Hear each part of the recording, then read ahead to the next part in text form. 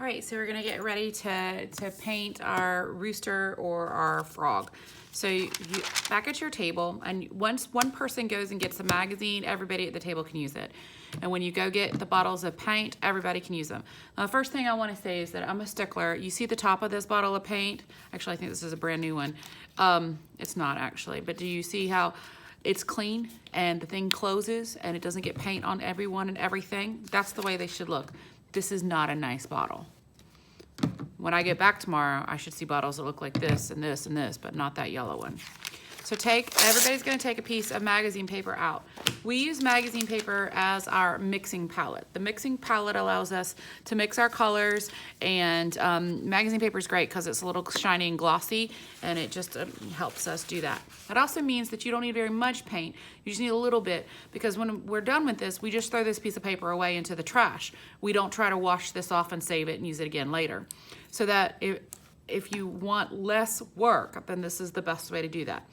So we're gonna need a little bit of each of the primary. So a tiny bit of magenta and cyan,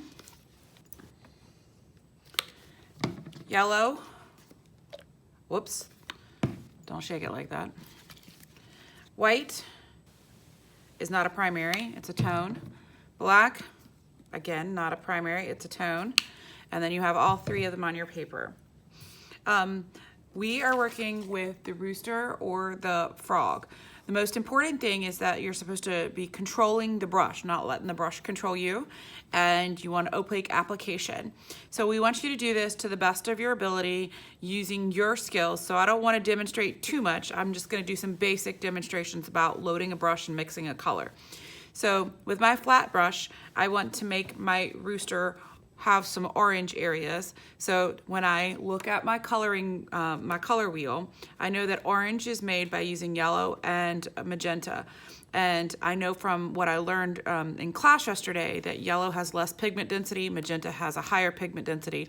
So it's gonna take more yellow than magenta to create the orange I want, but it's gonna dry yellower. So I'm gonna start with yellow. So I'm gonna take some of my yellow and I'm gonna pull it into an area where I can mix.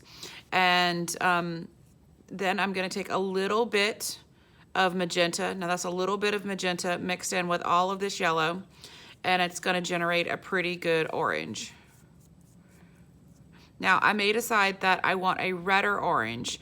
If that's the case, I'm gonna take half of my orange and scoop it over to the side, and I'm gonna add a little bit more of magenta. Actually, it was quite a bit more magenta into it, and this is gonna create a redder orange. It's almost red, actually.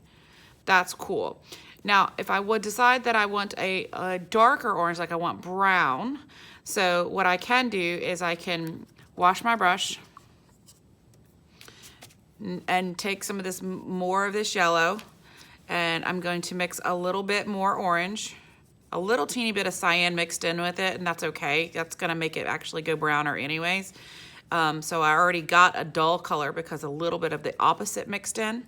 That's what happens when you make a neutral. And then I'm gonna take just a tiny little bit of black and mix it in, and it's gonna make a nice brown color.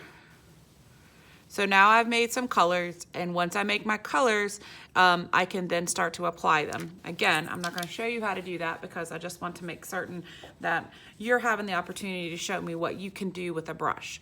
Your goals are to control the brush, putting the paint where you want it to go and the way you want it to go, and making sure that you have an opaque application, which means I shouldn't be able to see through to the white of the paper. One hint is to always clean your brush before you change colors. That way you don't contaminate a color. It was a happy accident that some of that cyan got into my my orange, because then it neutralized it and made it very less intense, so it made it dull to begin with. So that actually helped me make a brown, but it wasn't intentional.